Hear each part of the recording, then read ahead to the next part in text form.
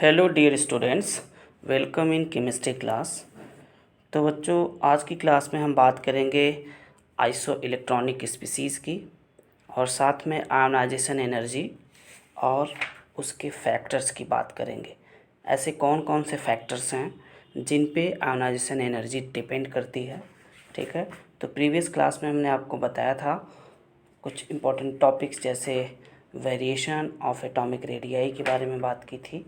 ठीक है, radii of cation और रेडियाई ऑफ एनायन की बात की थी, आयनिक रेडियाई की बात की थी। ठीक है, तो आज की क्लास में हम आइसो इलेक्ट्रॉनिक स्पीसीज़ की बात करेंगे जिसे हम आइसो इलेक्ट्रॉनिक आयंस बोलते हैं। देखो, आइसो इलेक्ट्रॉनिक आयंस किसको बोला जाता है? आइसो मतलब क्या? सेम, इलेक्ट्रॉनिक मतलब इलेक्ट्रॉन्स। ऐसे आयंस या ऐसे स्पीसीज जिनमें नंबर ऑफ इलेक्ट्रॉन्स क्या होते हैं? सेम होते हैं। ठीक है, उन्हें क्या कहा जाता है? आइसो इलेक्ट्रॉनिक स्पीसीज कहा जाता है। The ions of different elements which possess the same number of electrons are called isoelectronic species are ions. उन्हें क्या कहा जाता है? आइसो इलेक्ट्रॉनिक स्पीसीज या आयंस। जैसे एग्जांपल के तौर पे हम देखें तो सोडियम प्लस Na+ में देखो इलेक्ट्रॉन कितना होगा? एटॉमिक नंबर सोडियम का 11 होता है, 1+ चार्ज है तो एक इलेक्ट्रॉन कम हो जाएगा, कितना हो जाएगा? 10। मैग्नीशियम का एटॉमिक नंबर कितना होता है? 12, इस पर 2+ चार्ज है, 2 इलेक्ट्रॉन कम हुआ तो कितना हुआ? इलेक्ट्रॉन 10। एल्युमिनियम का एटॉमिक नंबर 13 होता है, 3+ है तो 3 इलेक्ट्रॉन कम होगा तो कितने होंगे इलेक्ट्रॉन इसमें? 10। ठीक है, तो आपने क्या देखा इन तीनों स्पीसीज में Na+, Mg++ और एल्युमिनियम ट्रिपल+, इन तीनों में नंबर ऑफ इलेक्ट्रॉन्स कितने हैं? 10 10 10। तीनों में इलेक्ट्रॉन्स क्या हैं? सेम है। इसका मतलब इन तीनों को हम क्या बोलेंगे? These are isoelectronic species. ठीक है, तो आइसो इलेक्ट्रॉनिक स्पीसीज़ के बहुत सारे एग्जांपल्स हैं जैसे कि ऑक्साइड आयन हो गया, फ्लोराइड आयन हो गया, नाइट्राइड आयन हो गया। ठीक है, अब ओ ऑक्सीजन का एटॉमिक नंबर कितना होता है? 8 होता है। 2 नेगेटिव है तो इसमें 8 में 2+ होगा तो 10 इलेक्ट्रॉन हो जाएगा। फ्लोरीन का एटॉमिक नंबर 9 होता है, 1- चार्ज है तो इसमें 1 इलेक्ट्रॉन ऐड होगा तो 10 हो जाएगा। नाइट्रोजन का एटॉमिक नंबर 7 होता है, 3 नेगेटिव चार्ज है, इसमें 3+ होगा इलेक्ट्रॉन तो कितना हो जाएगा? 10। देखो यहाँ भी तीनों में क्या है? 10 10 इलेक्ट्रॉन्स है, इसलिए ये भी क्या है? आइसो इलेक्ट्रॉनिक स्पीसीज़ हैं। ठीक है, कुछ ऐसे मालिक्यूल्स, कुछ ऐसे आयंस होते हैं जो ग्रुप ऑफ एटम्स के केस में भी, मतलब group of ions, group of atoms containing ions, group of atoms containing ions भी कुछ ऐसे होते हैं जो आइसो इलेक्ट्रॉनिक होते हैं। जैसे एग्जांपल के तौर पर अगर हम बात करें, जैसे मान लो बोरेट हो गया, ठीक है, BO3 ट्रिपल- और सल्फेट हो गया, सॉरी NO2- ले लिया हमने और NO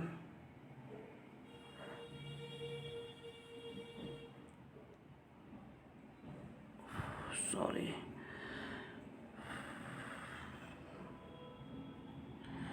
कार्बोनेट आयन। ठीक है, देखो कार्बोनेट आयन में कितने इलेक्ट्रॉन्स हैं? कार्बन का कितना होगा? 12, ऑक्सीजन का 16 होगा, 16 × 3 कितना हुआ? क्योंकि ऑक्सीजन में नंबर ऑफ इलेक्ट्रॉन्स कितने होंगे? 8 होंगे। ठीक है, 3 एटम है ऑक्सीजन का तो 8 × 3 एंड +2। ठीक है, नेगेटिव चार्ज 2 है तो कितना हुआ आपका? टोटल हो गया 12। सॉरी, कार्बन का कितना होगा एटॉमिक नंबर? 6 होगा ना। ठीक है, तो 6 + 8 × 3 +2 तो कितना हो गया? 8 × 3 24, 6 32, कितना हो गया? 32 इलेक्ट्रॉन्स हो गया।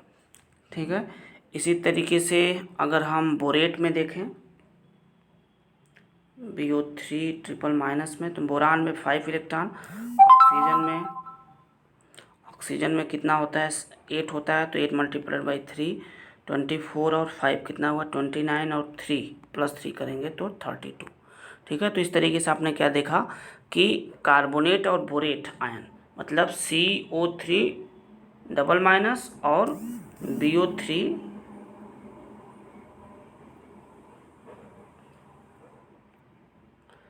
BO3 ट्रिपल- कार्बोनेट आयन और बोरेट आयन दोनों एक दूसरे के क्या हैं? ये आइसो इलेक्ट्रॉनिक स्पीसीज हैं। तो कभी कभी group of atoms containing ions दे देता है तो उसमें आप आइसो इलेक्ट्रॉनिक स्पीसीज हम इसी तरीके से फाइंड आउट करेंगे।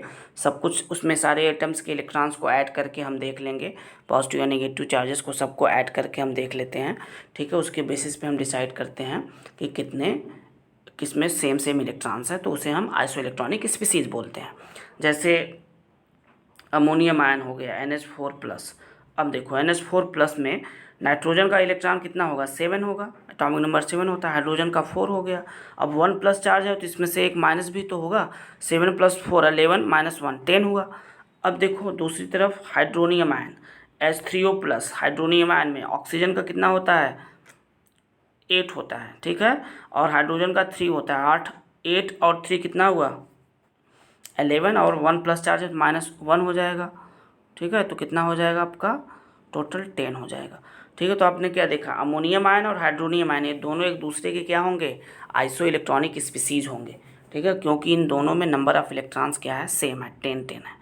तो ये था आइसो इलेक्ट्रॉनिक स्पीसीज। अब बात करते हैं वेरिएशन ऑफ आयनिक रेडियाई की इन आइसो इलेक्ट्रॉनिक स्पीसीज। देखो बच्चों, आइसो इलेक्ट्रॉनिक स्पीसीज में अगर हम आयनिक रेडियाई की वेरिएशन की बात करें तो जैसा कि आप जानते हो, आइसो इलेक्ट्रॉनिक स्पीसीज में आयंस में आप सेम अरेंजमेंट ऑफ इलेक्ट्रॉन्स होता है। इसमें नंबर ऑफ इलेक्ट्रॉन्स सेम होता है, मतलब सेल्स में इलेक्ट्रॉन्स का अरेंजमेंट सेम होगा, चाहे वो किसी भी तरीके से आप इलेक्ट्रॉनिक कॉन्फ़िगरेशन करोगे। जैसे अब Na+ का इलेक्ट्रॉनिक कॉन्फ़िगरेशन आप करोगे और Mg++ का करोगे, तो इसमें 10 इलेक्ट्रॉन दोनों में है, तो दोनों के 10 इलेक्ट्रॉन्स का अरेंजमेंट सब सेल्स में सेम होगा। दोनों का कॉन्फ़िगरेशन क्या होगा, 1s2 2s2 2p6 होगा। ठीक है, तो इन सब का आइसो इलेक्ट्रॉनिक स्पीसीज में नंबर ऑफ इलेक्ट्रॉन्स सेम होने की वजह से इनके इलेक्ट्रॉन्स का अरेंजमेंट सेम होता है, but differ in nuclear charge. ये न्यूक्लियर चार्ज इनका अलग अलग होता है। जैसे सोडियम का एटॉमिक नंबर 11 होगा, मैग्नीशियम का 12 होगा, तो सोडियम आयन में नंबर ऑफ प्रोटॉन्स 11 होगा, लेकिन मैग्नीशियम आयन में नंबर ऑफ प्रोटॉन्स 12 होगा। तो यहाँ पे न्यूक्लियर चार्ज अलग अलग हो जाएगा, क्योंकि नंबर ऑफ प्रोटॉन्स अलग अलग है। जैसा कि आपको हमने बताया था कि न्यूक्लियर चार्ज जो होता है नंबर ऑफ प्रोटॉन्स पे डिपेंड करता है। नंबर ऑफ प्रोटॉन्स जितना ज़्यादा होगा, ठीक है, उसका न्यूक्लियर चार्ज उतना ज़्यादा होगा। ठीक है, तो इसमें क्या होता है कि आइसो इलेक्ट्रॉनिक स्पीसीज़ में अगर हम देखें तो न्यूक्लियर चार्ज का मैग्नीट्यूड जितना ज़्यादा होगा, मतलब एक तरीके से न्यूक्लियस में नंबर ऑफ प्रोटॉन्स जितना ज़्यादा होंगे, ठीक है, जिस आयंस में उसका आयनिक रेडियाई क्या होगा, उतना ही कम होगा। जैसा कि एग्जांपल के तौर पर हम बात करें, जैसे मान लो हमारे पास Na+ है, Mg++ है और एल्युमिनियम ट्रिपल+ है। ठीक है, तो अब यहाँ पे देखो तीनों में 10 इलेक्ट्रॉन्स है, तीनों में इलेक्ट्रॉन्स सेम है, लेकिन इसमें सोडियम में 11 प्रोटॉन होगा, इसमें 12 होगा, और एल्युमिनियम में 13। अब देखो एल्युमिनियम में सबसे ज़्यादा प्रोटॉन्स है, ये क्या करेगा, साइज़ को ज़्यादा से ज़्यादा कॉन्ट्रैक्ट करेगा, जिसकी वजह से इसमें न्यूक्लियर चार्ज ज़्यादा है, इसी वजह से ये साइज़ को ज़्यादा कॉन्ट्रैक्ट करेगा, क्योंकि इसमें नंबर ऑफ प्रोटॉन्स ज़्यादा है as compare to sodium ion and magnesium ion. तो इसलिए एल्युमिनियम ट्रिपल+ की न्यूक्लियर चार्ज ज़्यादा होने की वजह से इसकी साइज़ सबसे कम होगी। तो इन तीनों में सबसे ज़्यादा साइज़ Na+ की होगी, उसके बाद Mg++ की, और सबसे कम Al++ की। ठीक है, तो वेरिएशन में ये हमेशा याद रखो कि मैग्नीट्यूड न्यूक्लियर चार्ज का जितना ज़्यादा होगा किसी भी आयनिक स्पीसीज़ में, उसकी साइज़ क्या होगी, उतनी ही कम होगी। नेक्स्ट है बच्चों आयोनाइजेशन एनर्जी। जैसा कि आयोनाइजेशन एनर्जी बहुत ही इंपॉर्टेंट टॉपिक है, बहुत ज़्यादा इंपॉर्टेंट, इसको आप अच्छे से पढ़ लेंगे। देखो आयोनाइजेशन एनर्जी होता क्या है, जब भी किसी आइसोलेटेड गैसियस एटम से the amount of energy required to remove the most loosely bound electrons from an isolated gaseous atom to form a gaseous ion is called the ionisation energy of that atom. इसमें क्या कहा जा रहा है, जैसे मान लो हमारे पास कोई एक गैसियस एटम है, एम क्या है, एटम है, गैसियस फॉर्म में है। अब ये गैसियस एटम को जितनी भी एनर्जी लगेगी, ये आइसोलेटेड गैसियस एटम है, तो इसके आउटर सेल को के इलेक्ट्रॉन्स को रिमूव करने के लिए अमाउंट ऑफ एनर्जी जितनी लगेगी, उस अमाउंट ऑफ एनर्जी को हम बोलते हैं आयोनाइजेशन एनर्जी। मतलब ये आइसोलेटेड गैसियस एटम्स के आउटर सेल से इलेक्ट्रॉन्स को रिमूव करने में, ठीक है, जितनी अमाउंट ऑफ एनर्जी लगेगी उसे हम आयोनाइजेशन एनर्जी बोलते हैं। जब ये इस आइसोलेटेड गैसियस एटम के एक इलेक्ट्रॉन को अगर हम रिमूव करेंगे तो इस पर 1+ चार्ज आएगा। ठीक है, क्या बनेगा, मोनो गैसियस पॉजिटिव कैटायन, मतलब मोनो पॉजिटिव कैटायन बनेगा। ठीक है, और साथ में यहाँ से एक इलेक्ट्रॉन बाहर निकल जाएगा। तो एक इलेक्ट्रॉन को बाहर निकालने में, ठीक है, जो एनर्जी लगेगी उसे फर्स्ट आयोनाइजेशन एनर्जी कहा जाएगा। ठीक है, सेकेंड इलेक्ट्रॉन को निकालने में जो एनर्जी लगेगी उसे सेकेंड आयोनाइजेशन एनर्जी कहा जाएगा।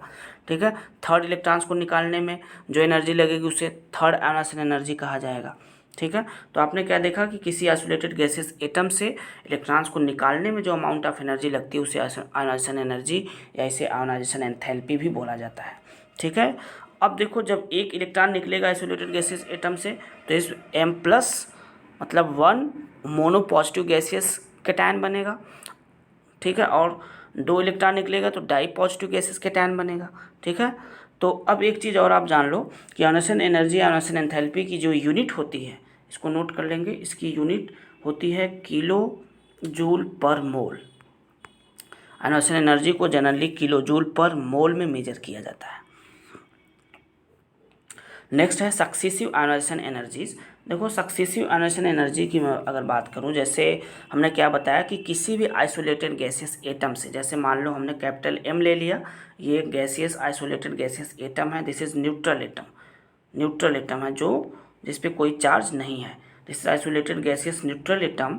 अब इससे एक इलेक्ट्रॉन को निकालने में, फर्स्ट इलेक्ट्रॉन को निकालने में जो एनर्जी लगेगी, ठीक है, उसे हम फर्स्ट आयोनाइजेशन एनर्जी बोलते हैं, जिसको हम IE से रिप्रेजेंट करते हैं। I for ionisation, E for ionisation, E for energy. तो आयोनाइजेशन एनर्जी को शॉर्ट में IE लिखा जाता है। ठीक है, इसे आयोनाइजेशन एंथैल्पी भी बोला जाता है। तो इसे बुक्स में ΔIH के से भी रिप्रेजेंट किया जाता है, ΔIH, this is ionisation enthalpy. ठीक है, तो यहाँ पे हमने क्या बताया आपको कि किसी भी neutral gas isolated gases atom से एक इलेक्ट्रॉन्स को निकालेंगे तो यहाँ पे ये इस पे क्या होगा, 1 पॉजिटिव चार्ज होगा, मोनो पॉजिटिव गैसेस कैटायन बनेगा, यूनी पॉजिटिव आयन बनेगा। ठीक है, और जो एनर्जी लग रही है इलेक्ट्रॉन्स को निकालने में, इस न्यूट्रल एटम से इस इलेक्ट्रॉन को निकालने में जो एनर्जी लग रही है उसे हम फर्स्ट आयोनाइजेशन एनर्जी बोलेंगे, जिसे हम कैसे रिप्रेजेंट करते हैं, IE1 से। ठीक है, इसी तरीके से अब देखो, अब सेकेंड आयोनाइजेशन एनर्जी हमेशा ध्यान देना, अब इसी एटम से M पॉजिटिव एटम से, ठीक है, इससे इलेक्ट्रॉन्स को निकालने में, ठीक है, इलेक्ट्रॉन को निकालने में जो एनर्जी लगेगी, ठीक है, इसे डाई पॉजिटिव कैटायन में कन्वर्ट हो जाएगा। इससे जब एक इलेक्ट्रॉन और निकलेगा तो ये एक और पॉजिटिव चार्ज बियर करेगा। अब देखो सेकेंड इलेक्ट्रॉन्स को इससे निकालने में जो एनर्जी लगेगी उसे सेकेंड आयोनाइजेशन एनर्जी कहा जाएगा। लेकिन एक बात यहाँ पे याद रखो कि फर्स्ट आयोनाइजेशन एनर्जी बहुत कम होती है, मतलब न्यूट्रल एटम से इलेक्ट्रॉन को निकालने में अमाउंट ऑफ एनर्जी बहुत ज़्यादा नहीं लगती, लेकिन कैटायनिक पार्ट से इलेक्ट्रॉन्स को निकालने में एनर्जी, अमाउंट ऑफ एनर्जी काफ़ी ज़्यादा लगती है। ऐसा क्यों? क्योंकि इस पे पॉजिटिव चार्ज बियर होने की वजह से जब ये पॉजिटिव चार्ज कंटेन कर लेता है कोई एटम तो उसका न्यूक्लियर चार्ज क्या हो जाता है, बढ़ जाता है। और न्यूक्लियर चार्ज इंक्रीज करने की वजह से क्या होता है, वो आउटर सेल के इलेक्ट्रॉन्स को क्या करता है, क्लोजली बाउंड कर लेता है, जिसकी वजह से वो ईजिली इलेक्ट्रॉन्स रिमूव नहीं कर पाता है। क्योंकि जब इलेक्ट्रॉन्स निकलते जाएंगे आउटर सेल से तो क्या होगा, न्यूक्लियस और इलेक्ट्रॉन्स के बीच में फोर्स ऑफ अट्रैक्शन बढ़ता जाएगा। ठीक है, जिसकी वजह से अब जैसे जैसे पॉजिटिव चार्ज बढ़ता जाएगा वैसे वैसे न्यूक्लियर चार्ज बढ़ता जाएगा और इलेक्ट्रॉन्स को निकालने में अमाउंट ऑफ एनर्जी उतनी ही ज़्यादा लगती जाएगी। तो इसका मतलब क्या हुआ कि जो सेकेंड आयोनाइजेशन एनर्जी होती है IE2 is greater than IE1, first ionisation energy से ज़्यादा होती है सेकेंड आयोनाइजेशन एनर्जी। ठीक है, इसी तरीके से डाई पॉजिटिव, अब थर्ड आयोनाइजेशन एनर्जी जैसे ये है, डाई पॉजिटिव कैटायन से अगर हम इलेक्ट्रॉन्स निकाल रहे हैं तो इस पर ट्राई पॉजिटिव कैटायन बनेगा। ठीक है, और यहाँ पे जो एनर्जी लगेगी उसे थर्ड आयोनाइजेशन एनर्जी बोलेंगे। अब थर्ड आयोनाइजेशन एनर्जी और भी ज़्यादा होगा क्योंकि डाई पॉजिटिव, इस पर 2 पॉजिटिव चार्ज है तो इसकी आयोनाइजेशन एनर्जी और न्यूक्लियर चार्ज और बढ़ जाएगा, तो इलेक्ट्रॉन्स को निकालने में अमाउंट ऑफ एनर्जी बहुत ज़्यादा लगेगी। ठीक है, तो जो ओवरऑल ऑर्डर आप क्या बता सकते हैं कि third ionisation energy is greater than second ionisation energy and second ionisation energy is greater than first ionisation energy. ठीक है बच्चों, तो नेक्स्ट एक चीज पॉइंट क्या लिखा है, it is comparatively more difficult to remove electrons from completely और half filled shells, this is why. इसमें हमेशा याद रखना कि कम्प्लीटली फिल्ड ऑर्बिटल से इलेक्ट्रॉन्स को निकालने में अमाउंट ऑफ एनर्जी बहुत ज़्यादा लगती है, उसके बाद हाफ फील्ड से, और सबसे कम ऑर्बिट्रेरली फील्ड से। सबसे ज़्यादा कंप्लीटली फील्ड या जिसको फुल फील्ड बोला जाता है, ठीक है, फुल फील्ड से इलेक्ट्रॉन को निकालने, फुल फील्ड कॉन्फ़िगरेशन से इलेक्ट्रॉन्स को निकालने में अमाउंट ऑफ एनर्जी काफ़ी ज़्यादा लगेगी, उसके बाद हाफ फील्ड, उसके बाद आर्बिट्रेरली फील्ड, ठीक है। तो this is Y helium possesses more higher value of the first ionization energy as compared to that of hydrogen। एक चीज़ हमेशा याद रखना, पूरे पीरियोडिक टेबल में हीलियम एक ऐसा एलिमेंट है जिसकी आयोनाइजेशन एनर्जी सबसे ज़्यादा होती है। आयोनाइजेशन एनर्जी सबसे ज़्यादा होती है क्योंकि ये कम्प्लीटली फिल्ड होता है। 1s2 का केस होता है, 1s2 इलेक्ट्रॉनिक कॉन्फ़िगरेशन 1s2 पहला सेल है, ये फर्स्ट सेल है, न्यूक्लियस के सबसे करीब वाला सेल है, और एस में कम्प्लीटली फिल्ड इलेक्ट्रॉन्स है। एस में मैक्सिमम 2 होना चाहिए, 2 इलेक्ट्रॉन्स भी है, और न्यूक्लियस के सबसे करीब होता है ये सेल, फर्स्ट सेल।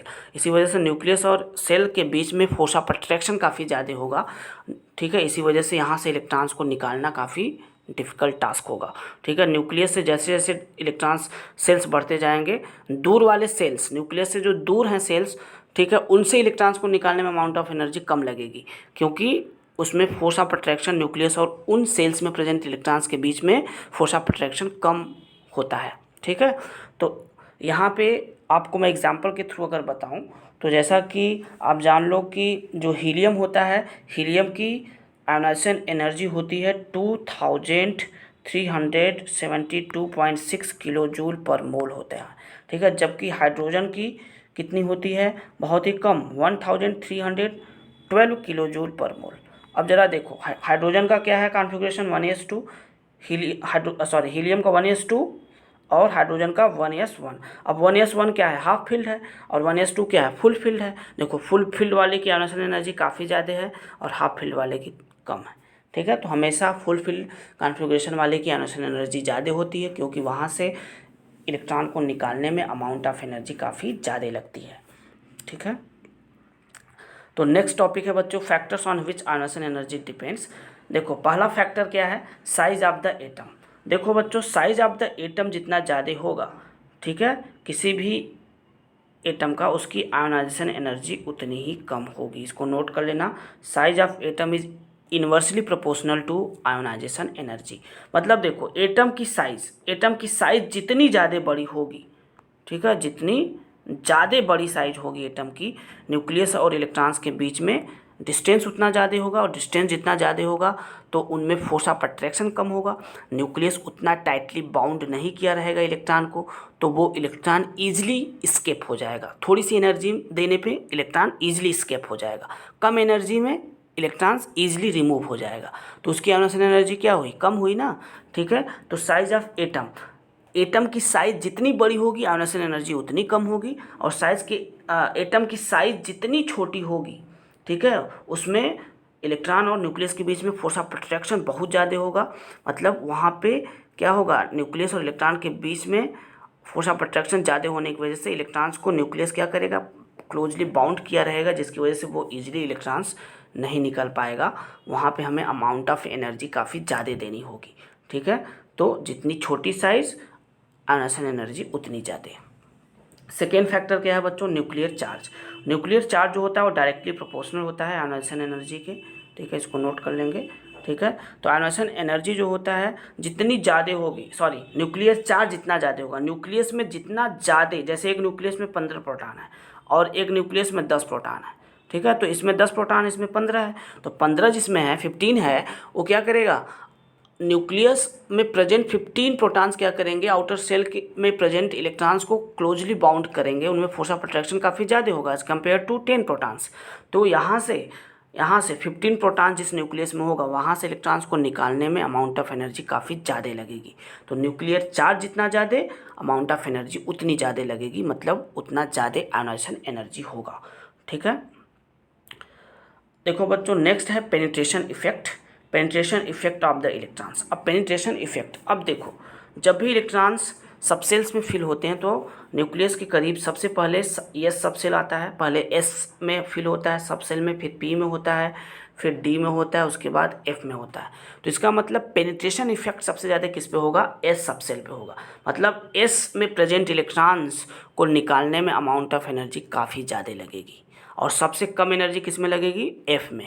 ठीक है, क्योंकि एफ सबसे दूर होगा थोड़ा, और इसमें इलेक्ट्रॉन्स का डिस्ट्रीब्यूशन बाद में होता है। ठीक, काफ़ी बाद में होता है। ठीक है, तो इस तरीके से एस में, अगर एस सबसेल में इलेक्ट्रॉन प्रेजेंट है तो वो वहाँ से इलेक्ट्रॉन को निकालने में अमाउंट ऑफ एनर्जी काफ़ी ज़्यादा लगेगी, क्योंकि एस में प्रेजेंट इलेक्ट्रॉन्स न्यूक्लियस के करीब होते हैं और इनमें काफ़ी ज़्यादा फोर्स ऑफ अट्रैक्शन होता है, और फ्लोरीन में सबसे कम होगा। ठीक है, क्योंकि फ्लोरीन एफ सबसेल सबसे कम होगा। तो इसका ऑर्डर क्या बनेगा, सबसे ज़्यादा पेनिट्रेशन इफेक्ट एस पे होगा, फिर पी पे होगा, फिर डी पे होगा, और सबसे कम एफ पे होगा। एस की आयोनाइजेशन एनर्जी ज़्यादा होगी। ठीक है, क्योंकि यहाँ से इलेक्ट्रॉन्स को निकालना अमाउंट ऑफ एनर्जी ज़्यादा लगेगी, क्योंकि ये न्यूक्लियस के ज़्यादा करीब होता है। एस में प्रेजेंट इलेक्ट्रॉन्स को निकालने में अमाउंट ऑफ एनर्जी काफ़ी ज़्यादा लगेगी। ठीक है बच्चों, तो ये था फैक्टर्स अफेक्टिंग। नेक्स्ट क्लास में हम बात करेंगे वेरिएशन ऑफ आयोनाइजेशन एनर्जी की। ठीक है, okay, have a good day.